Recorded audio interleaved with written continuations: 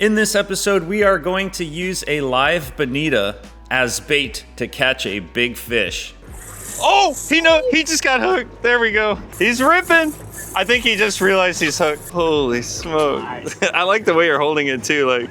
And stick around to the end. We are cleaning fish and going to make a fish pate with 2 different species of fish and do a little taste test comparison. Let's go!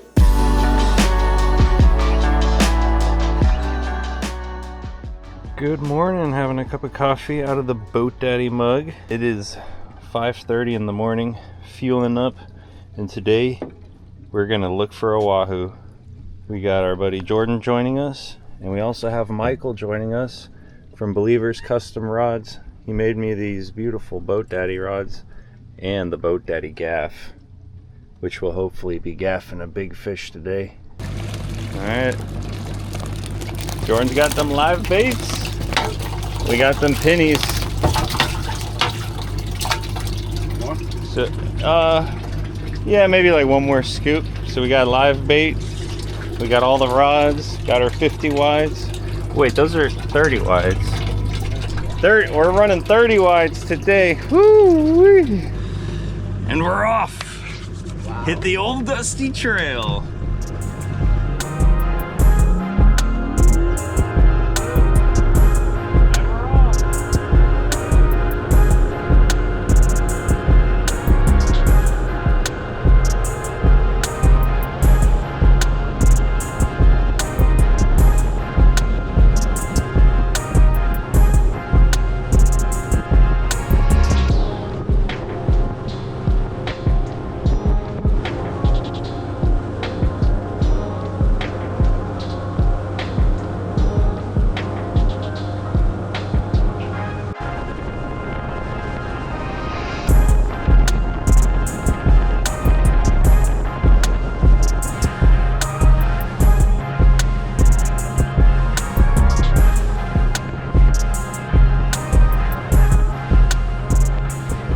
All right, we made it out here. We're in 130 feet of water and we're about to start trolling. Jordan rigged up some beautiful ballyhoo, 2 hooks in them, and a nice little sea witch on them, little skirt. We're gonna troll one down on the planer and one on an inline weight. That's the planer, and this is the inline weight. And there's our second ballyhoo. White and blue skirt. It's looking pretty nice, pretty nice. A little bit of wire, 2 swivel. We got a full moon out there today. Look at that big old moon back there. They say the wahoo bite on these big moons. Let's put it to the test. The game plan was to troll a feather way, way, way back on the electric reel so we wouldn't have to hand crank it every time. But I forgot the battery for the Kraken X. I will be cutting this off and putting it on the Boat Daddy spinning reel. Oh, there comes the sun. Just peeked over the horizon. Feathers going out first and furthest back. The weedless squid rig. The way she goes. Well, we got a feather out at least. I will say that green bucket on camera looks so good for some reason. Like the green and the pink.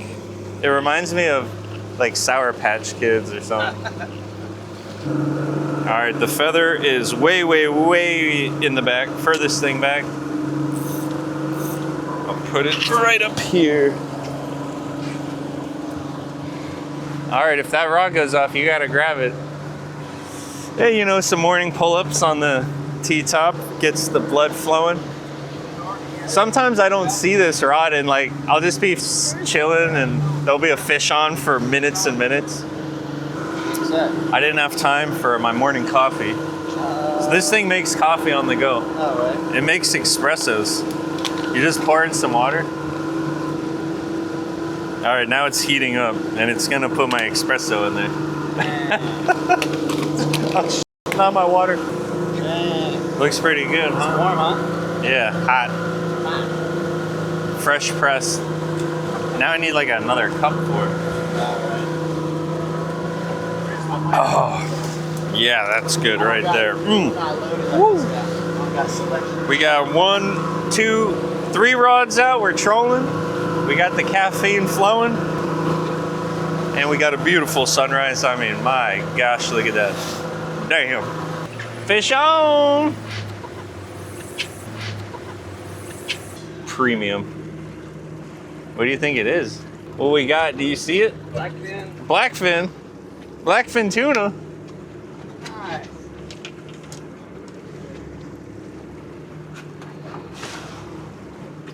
Woo! Oh, that's actually That's a good size right there. Yeah. Wow, yeah. Look at that. Blackfin tuna. We got them blacks, the golds, the dark blues. That's a good looking tuna. Ugh. All right. He's gonna bleed out in the bucket. Woo! He's washing the boat for us. What a sweetheart. Fish on, fish on! On the feather again. All right, if he's a small tuna, we're gonna put him on a stinger rig. Then we'll just chuck him out. If you're not sure what a stinger rig is, this is what they look like. You put the front J hook into the nose of a bait fish, and then you put the treble hook into the back of the fish. And these are available on southfloridafishingchannel.com. You can also get them in a style with just 2 J hooks, or get them in this style with 2 treble hooks. They also come in different sizes depending on the size of your bait. All right, a little bonita, perfect. Yeah, you want to do it? Oh yeah, we got this stinger right ready. Oh, he doesn't look that great, but we'll see. We'll just keep it in idle, so we're just idling this tuna around. He's taking off like a rocket. Nice. He looked a little dead at first, but he came back to life. What's the big snapper? Commercial boat? Jesse's. The big snapper out of Tavanagh. He catches all the big snapping. He catches the big snapper? Is that why they call him the snapper head? Well, he's swimming around. It's always worth giving him like 5 minutes or something to swim around. Usually if you catch a bonita, the wahoo are in the area because they follow them around. So that was pretty quick getting him in and out. He's acting crazy. He's acting weird. Oh yeah, he's 8. He's 8? He's 8. He's 8. He's 8. Something just ate the bonita. Oh, is he still on there? Yeah. Oh my, what is happening? Oh, he just busted on the surface. What was that? Was that a sailfish whacking him? You want to let him sink back maybe? Oh no, he's on. Oh, he's on. Yeah. That might be a sailfish. Yeah. He was on the whole time.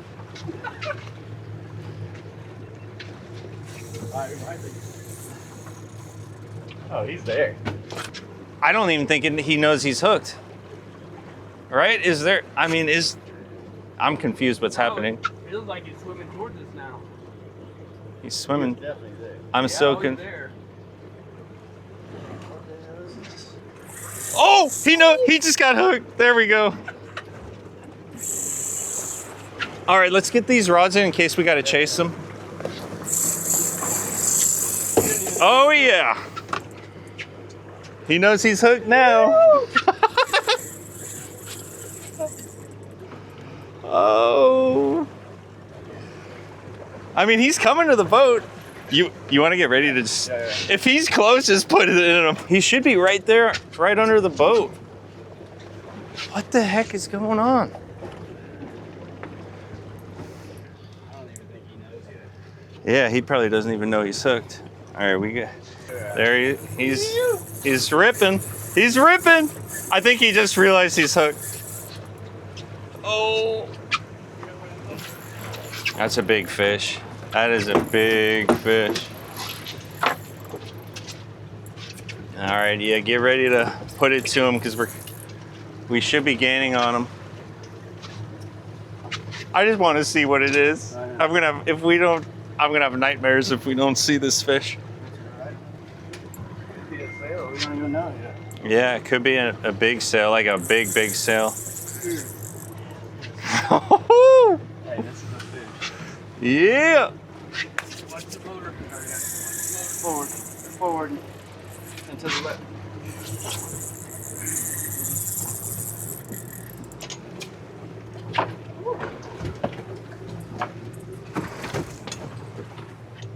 You want a fighting belt? Dude, what the heck do we got hooked here? Yeah, that ain't no little barracuda at all. And the way he's got those spurts is puzzling me because it's like super strong for a second and then it's just like, ah. Like it acts like a sailfish or a wahoo for a second and then it acts like a, and then it acts. It's staying low though. He's staying low. That's. Put it to him. Come on, 80 pound. 80 pounder. Nah, that thing was a school. Sometimes they act weird though. Like sometimes they're like unsure what to do. I don't know, that one sail that we got never jumped, never breached. Yeah, it could be a big sail. Just a big fat sail. You would think he'd be out. No? Yeah. No? Ours, again, we had about an 8-footer and it never came out. The only time it came out is when we got it like at the boat. Then the question is, do we put a gaff in it? Do we want sailfish fish dip? Woo-hoo-hoo. This makes the whole trip. I'm gonna take this out of the way. Yeah, stupid little net. It's the last thing we need right now. Hey, on the boat daddy rod, that makes it better. Yeah, on the boat daddy rod. A Goliath? Think about it, came up, hit it, went back down. Yeah, it is We weird. A few times he went back down. Right, you can tell it's got the shoulders. Get out of here. We're fishing here. Hey. Oh, leader. Leader? That means you might be able to see the. We're close. We're 50 feet away. Leader's on the spool. That's a good sign. Thanks, Heiko. I spoke too soon. My bad. It could be a wahoo, dude. It really could. It could be a big wahoo that's just not freaking out. Well, the weird thing is, when I saw him get hit on the surface, like it was like boom. So like, only a sailfish would do that. I don't know. Damn, we were leader. Now we're not even on the leaderboard. If this is a nurse shark, I'm gonna be very upset. All right, he's 50 feet under the boat. Yep, that's so funny. I can see him 50 feet under the boat. So my leader is exactly 50 feet. Perfect. Yeah, I see color. Oh, You see his color? Yep, big and white, Big and white. like I said. Dude, get that gaff. You might want to have that gaff ready. I don't know what, but I don't know, it looks long and skinny. it's long and skinny. Dude, that could be a wahoo. I don't know. Now he's good right there. As long as he stays on that side of the boat. Is that an amberjack? Might be an AJ. Dude, wait, what the?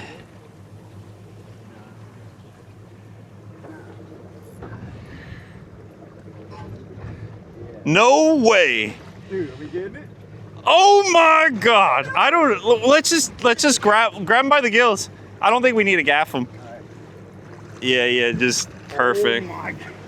That's the biggest AJ I've ever seen.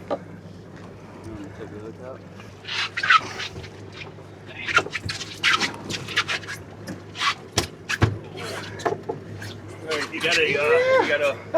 All right, hold that sucker up. Oh my God, dude, he ate the bonita. That's insane. All right, turning the boat a little bit. Yeah, hold him up. So drop his tail down. Oh my. Yeah. Dude, that's a stud. That might be state record, dude. That, oh man. RC KJB 700 325. Boat daddy rod. That's right. Damn, yeah, the boat daddy rod chilling over there. Holy smokes. Dude, that might be the biggest sage I've had on this boat. Holy smokes. I like the way you're holding it too. Like, I didn't have a choice. It was gonna drop, so I had to bear hug it. oh, wow. Dude, that's so sick. Oh. Wait, I gotta turn us 1 second. Heavy. All right, yeah, hold on. Let me get one shot real quick with the sunlight. Dude, that is like the prettiest thing ever right there. Holy smokes. I'll take a picture of them too. Screw it, I want a picture. Dude, that's a donkey. My God. Oh. That's the thumbnail right there. Here, do it for your phone. Straighten it up. Like that? Yeah.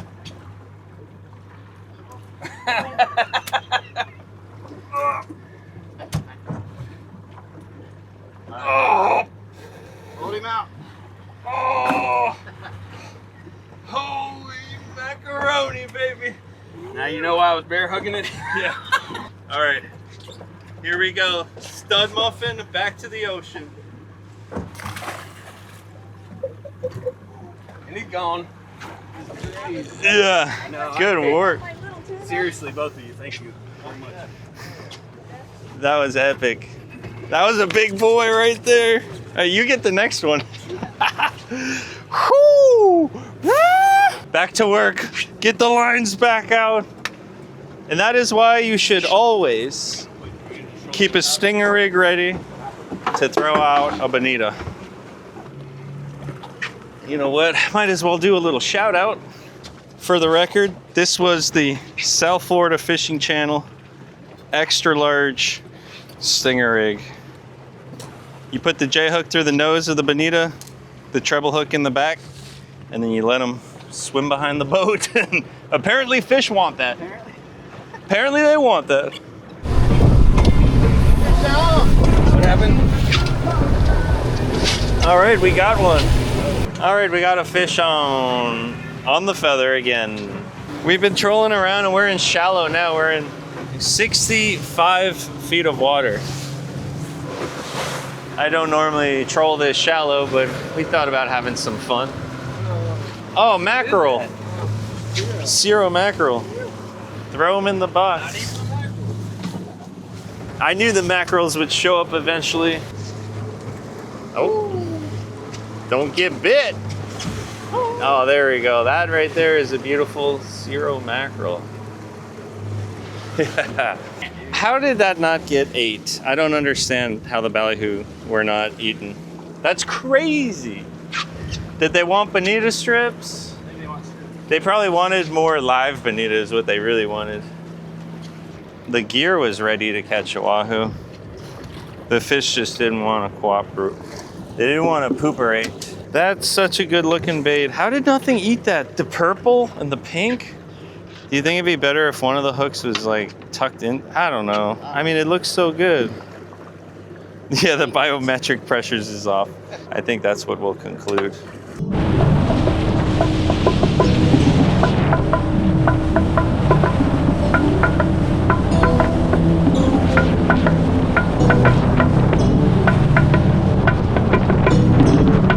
Hey buddy, ready to go outside and have an adventure?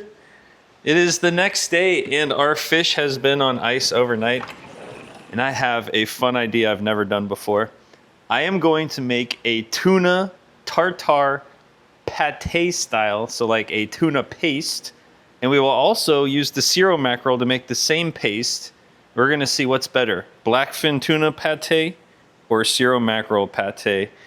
Elliot's gonna be the real decider. He'll tell us which one he likes more, right, buddy? Come on, Bubba. Let's go have some fun outside. Move it, move it. You're letting the AC out. Just kidding, buddy. You can leave the doors open as long as you want. Whew, it's a windy day. Good thing we are not out fishing for wahoo. But man, what a crazy catch. That amberjack was massive. And we caught that on the boat daddy rod that Michael made us. If you like the Boat Daddy rod, or you want to get yourself some custom rods, like a matching set for your boat or whatever you want, don't hesitate to reach out to Michael. I'll put his email on the screen here, and you can just say you saw him on the South Florida Fishing Channel. If you want a Boat Daddy rod, tell him you want a Boat Daddy rod. Anyone rocking Boat Daddy gear, I think, is a beautiful thing. And yes, I wear gloves. What are you gonna do? Fight me? I'm just kidding. You can make fun of me if you want. So let's grab the tuna. I have Ziploc bags, and I have a paper towel in each bag to keep our fillets nice and dry. And we'll put the tuna in one and the mackerel in the other. I love the smell of the salts in the air. It makes me happy. Woo, yes, look at that ice.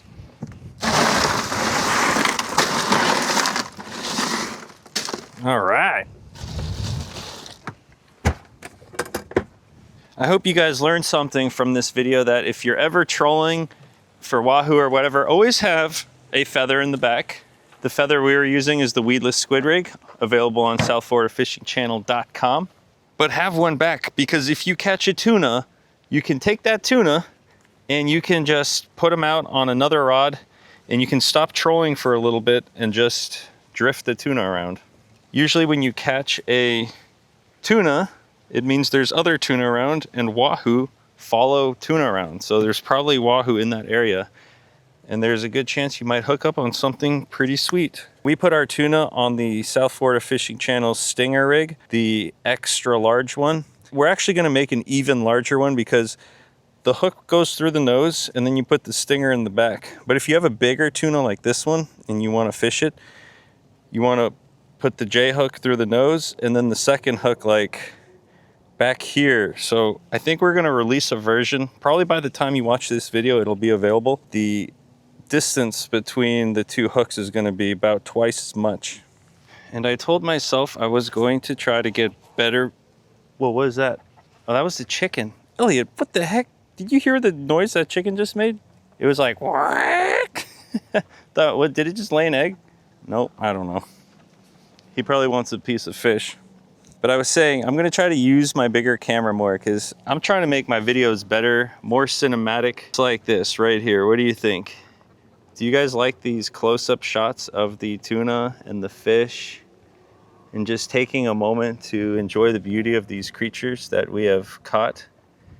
Zoomed in shots. Look at those yellow lines going down the back of this Zero mackerel. An absolute treat of a fish. Both of these fish are delicious and make some great sashimi or sushi. Oh, Elliot, you're covered in sand. Look at this guy, covered in sand. He must have just been rolling in it. Put our knife into the head. I'm not gonna fillet around the ribs, just because this is a smaller tuna and it's just not really worth it. Run your knife along the ribs. Now the bigger tuna, I will fillet slightly differently, but I will show you that next time I catch a really big tuna. But these smaller tuna, I kind of just fillet like I would with any other fish.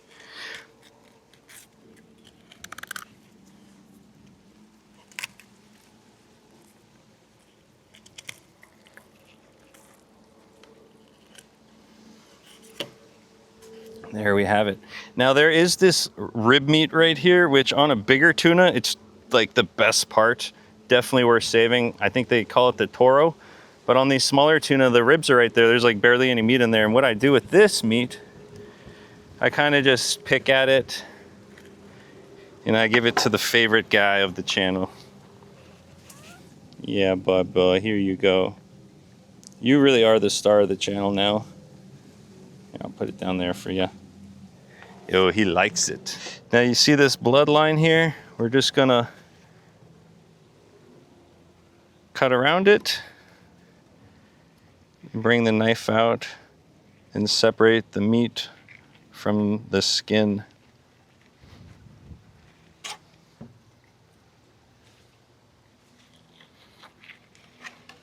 And I will also cut out this very dark bloodline. We do not want that red meat in our tartare.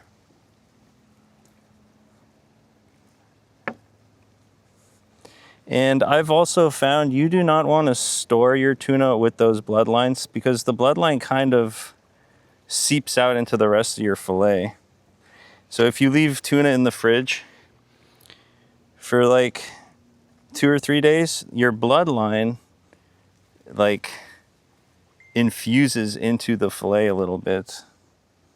So now I try to clean all the blood off before I even put it in the bag. And it'll save you, it'll keep your meat much better. There we go. Look at that loin of blackfin tuna. Oh, I hear the chickens bucking. Here you go, chickens. Fresh fish for the ladies. Yeah, look at that beautiful fillet. And that right there is a filletless tuna. Would he still swim? I'm not sure. Here is the bottom half of that fillet. That's looking very nice. All right, and this rest piece, the chickens can pluck at, and the cat can pluck at it. Here, I'll let him play with it first. Oh, he's already eating some down there. Here you go, Bubba. You can chew on that. Nothing goes to waste around here. And I will actually be turning these fish carcasses into fertilizer for my plants. If you didn't already know, once a week I put out a house to homestead video where I'm basically trying to turn my home into a homestead. You know, get my own eggs, grow my own food, process my own fish and meats, and just living the good life. I wouldn't want to live any other way. So those episodes come out once a week. If you ever want to check them out, there's a playlist. If you go to my YouTube channel and click on playlists, there's a playlist called House to Homestead Season 1, and those are where all this seasons are. 2025 is Season 1, and then next year, 2026, we'll start Season 2, and you can watch my journey to trying to become a little more sustainable, aware, growing my own food, my bees, my chickens, and all sorts of things. We got some fun stuff planned for that channel. Oh, another tip, the way I removed the bloodline for the first piece, I don't like that. It's easier to remove the bloodline when it's before you take it off of the skin, because it's like firm and it's stuck. So I can slice the bloodline out right here. Much easier. There we go. And now when I take it off of the skin, it's ready for the bag right away. Nice. Have a little piece of skin left on there. Not a big deal. Oh! Almost cut my finger. Nice. Now for the Zero mackerel. Now I kind of have a funny way of filleting these. I usually will just run my knife right down the back in kind of like one motion and that's it. But since he's kind of small, I want to save as much meat as possible, so I'll kind of take my time with him, kind of like a normal fillet. And I did want to mention, I was at the store earlier today and I met 2 different subscribers down different aisles that both came up to me and they're like, hey man, I used to love your videos. Why did you stop posting videos? And I just thought, I post 2 to 3 videos a week. I've never stopped posting videos, and I'm starting to think that like a year or 2 ago when I kind of like, when my channel was kind of went down like a, I don't know. I was very distracted a couple of years ago. And I think that YouTube just stopped recommending my videos to all of my subscribers. If there's any of my videos that you really, really like, consider like sharing it to your friends or on like a Facebook fishing group or something. make sure it's a video that people are gonna like, not make fun of me. But I think people forgot that I still posted videos. People thought that I've quit, and I never have quit. So we got to get the word back out there that the South Florida Fishing Channel is doubling down and making more content than ever right now. And he's got some big projects in the work. Yeah. So the Cirro mackerel, the bloodline isn't as intense as a blackfin tuna.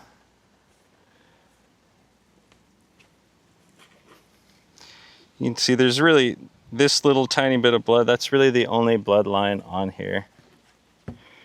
I'll cut that off. Whew. Oops, got a little blood on there. There we go. Into the bag with you. Wow. Look how beautiful that fillet is. Once again, and you see the little bit of meat on top of the rib cage? We will run our knife on top of that. There we go. It's really not that much meat, like half a piece of sashimi, but it is a lot of meat for the El Pussycat. He's eating it. That's a good sign. Anytime Elliot eats the fish, it's a good reinforcement that the fish is clean. I heard that a cat will not eat a fish that has ciguatera or some kind of poisoning. Cats are actually pretty smart when it comes to eating food. This half of the fillet, because this half on this side is already missing, and mackerel is a very mushy fish, not firm at all. If I try to fillet it off the bones right now, it would just kind of crumble apart. So I like to just take my knife and just run it right along the ribs.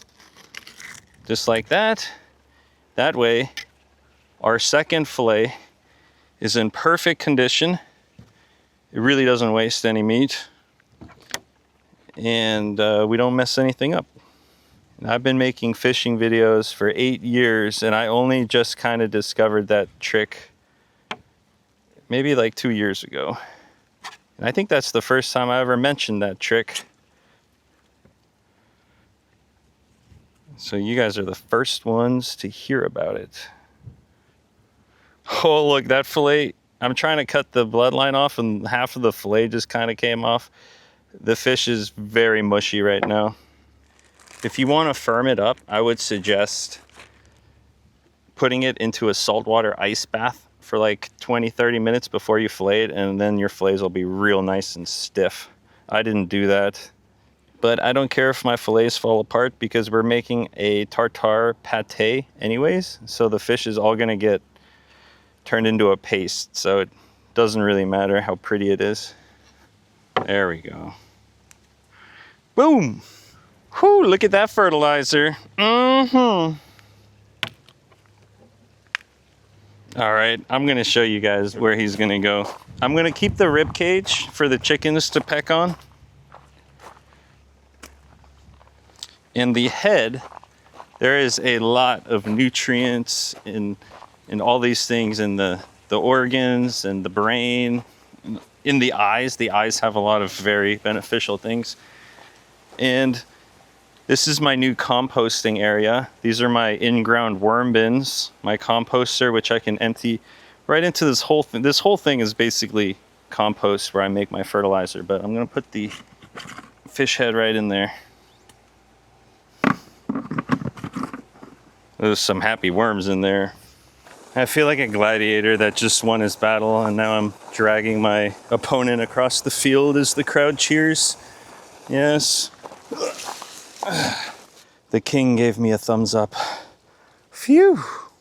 So we're gonna make a tuna and mackerel tartare, but it's gonna be pate style, which means it's gonna be much more creamy, almost like a cream cheese, like a spread. And the first thing we're gonna do is we're gonna take our fish and put it in the freezer. We'll let it sit in the freezer for about 10 to 15 minutes. Let it get a little more firm, real nice and cold.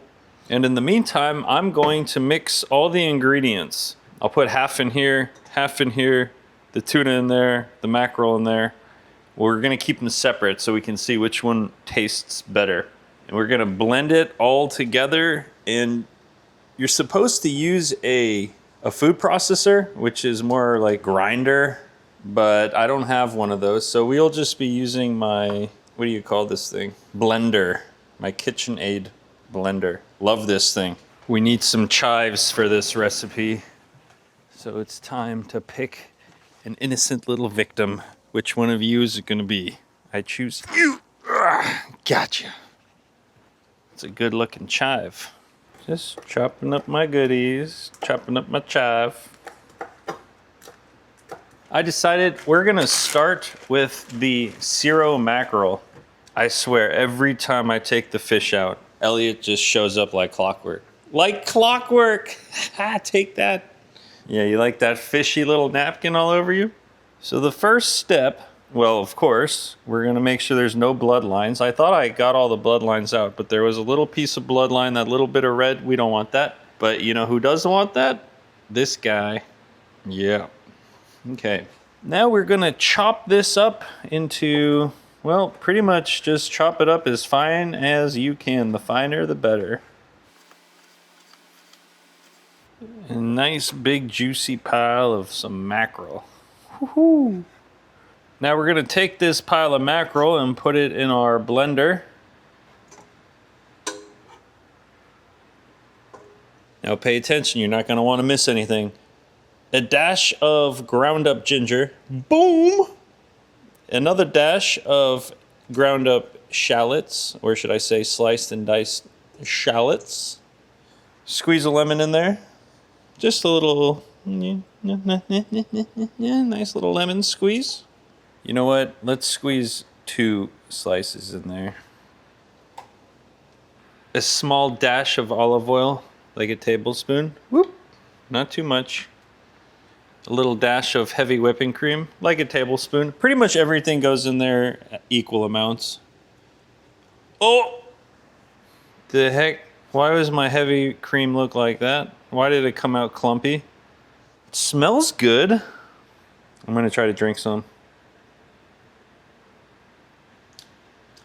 I mean, it tastes good.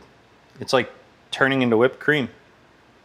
I think it just got a little too cold because it was at the top of the fridge. All right, I'll put in a little bit, just a tiny bit of that. Then about a tablespoon of soy sauce. And then about a tablespoon of Dijon mustard. All right, let's turn it on and watch it spin. Engaging.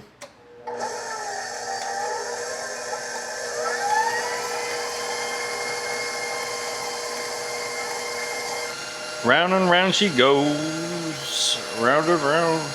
No. Thought I had a song in my head, but nope, didn't work. No, it goes. The wheels on the bus go round and round. No, that's not it either. Damn, what am I thinking of right now? Oh, you spin me right round, baby, right round. That's the one. Sorry, the ride has come to an end. Now we're gonna add our seasonings, and we're gonna add half of an avocado to add some creaminess. Oh yeah, that's right, creaminess. All right, avocado. We'll take a dash of those chives that we just chopped up. Boom, splash that in there. Throw in a couple of roasted sesame seeds. I got black ones and roasted ones. Just a dash. And then just a little dash all of these. I will add a dash of our Carolina Reaper seasoning on southfloridafishchannel.com. Just a tiny dash, just to add a little bit of oomph to it, a little bit of spice. Whoop, perfect. And then of course we're gonna add some salt. Just some crushed up pink Himalayan sea salt. And that's it.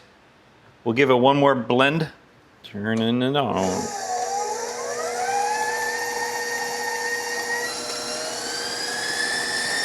Hold on to your horses. We have liftoff.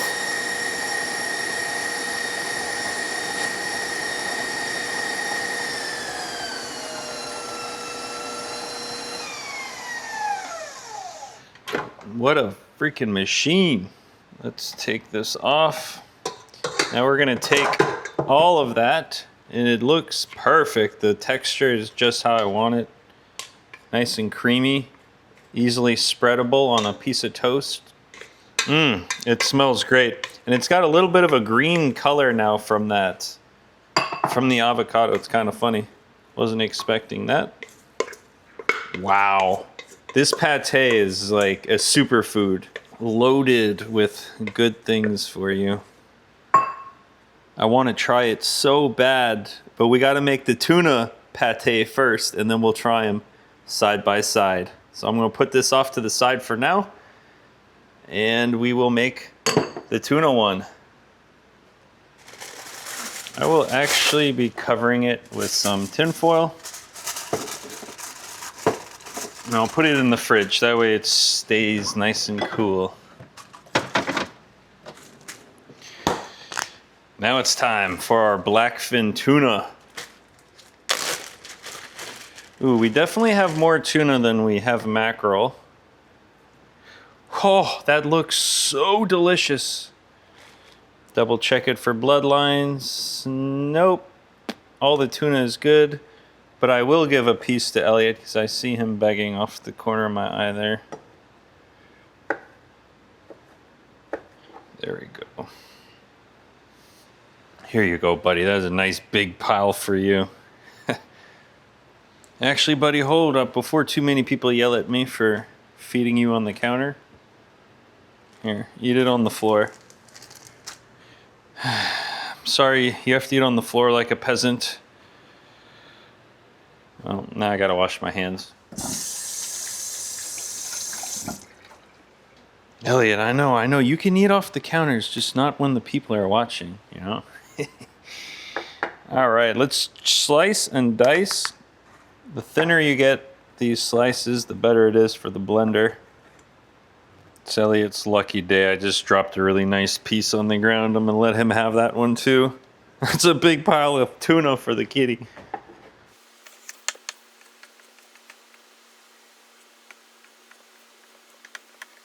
It's tuna time. Let's fill up the blender. And then it's potty time. It's party time in Tuna Town. What do you think is going to taste better? The blackfin tuna or the Ciro mackerel tartare? I cannot wait to find out. We'll start by squeezing our lemon in there again. Oops, a lemon seed just fell in there. We do not want that to stay in there. Imagine biting into tartare and biting right into a lemon seed. Whew. Day ruined. I like to make sure the lemon juice kind of gets on all of the tuna. Ground up ginger and our shallots. This is exactly the same recipe that I did for the mackerel. The only thing different between the mackerel and the tuna is the fish, but the pate is exactly the same. Olive oil. I'll do just a slight touch more of everything for the tuna because there's almost twice as much tuna as the mackerel, so we'll just be adding just a little bit more of everything. Oh yeah, nice clumpy heavy whipping cream. I know that looks terrible, but it's just like frozen. I ate some, it tastes amazing. Trust me, it's I know that looked bad. That looked really bad. And then our Dijon mustard. Boom, that's it. For the first round, let's start mixing. And we have blast off.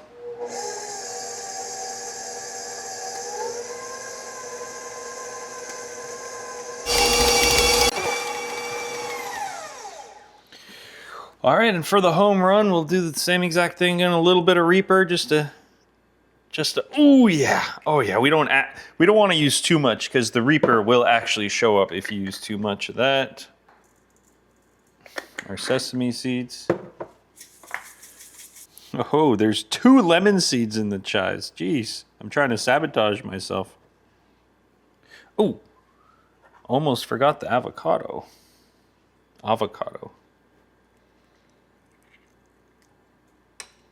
And for the final creaming, here we go.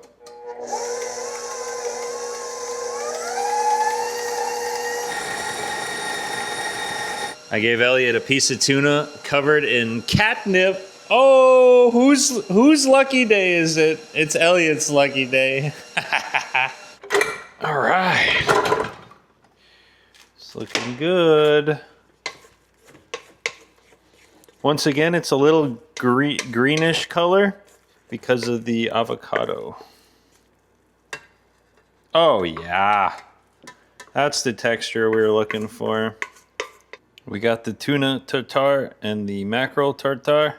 And now I have a cucumber. Whoops, I dropped the tip. We will, let's see. We're gonna make some cucumber slices. All right, we got ourselves 4 nice slices. Let's unveil the Ciro mackerel. All right, this one has more of a reddish color, and this is more of a greenish color. Probably because I used the same amount of avocado for a smaller amount of fish, so that's probably why it's more green. Also, the mackerel is a whiter meat, while the tuna is a pinker meat, so kind of makes sense. Let us just put a nice little chunk on here. I'm gonna do 2 of each. We're gonna get the full experience here. Yes, nice fat servings. No reason to go small with our servings here. We have plenty. The crazy thing is, if you order this at a nice restaurant in Miami, these 4 pieces will probably cost you like 15 bucks, 20 bucks. And I have enough here to make a lot of pieces. So these first 2 ones are the Ciro mackerels on the left side. You can tell by that extra greenish color.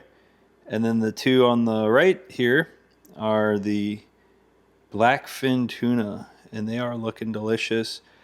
That is the bowl of blackfin tuna. We have a whole bunch of it on both sides. Now let's dig in and see how it tastes. Ooh, I want to start with, this is a tough decision. I'm going to start with the tuna. Down the hatch, I'm putting the full thing down.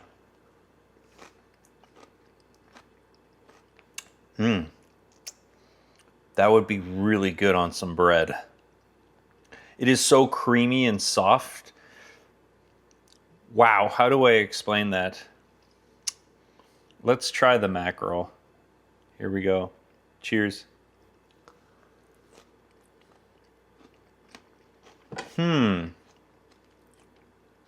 The cucumber is a little overpowering. Let me try eating it on a chip. All right, here we go. This is the tuna. Tuna pate. Oh, it's so good on a chip. Woo! All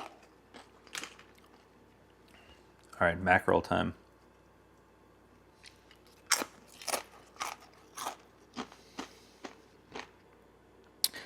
To be completely honest with you, I think if I was blindfolded, I don't know if I would be able to tell the difference between these 2. They're both excellent and they both taste pretty much identical. The texture is exactly the same between the 2. I can't tell a difference. I cannot tell a difference between these 2.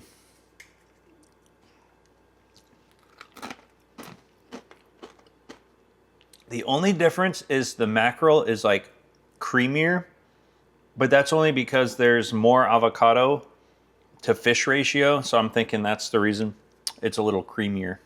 Woo! Well, that is a delicious recipe. If you want to impress your friends, try this recipe, put it out at the next party, and see what they say. Thank you guys so much for all of you that have made it all the way to the end of the video. Please hit that like button, consider subscribing if you haven't, and I'll catch you on the next episode. Cheers.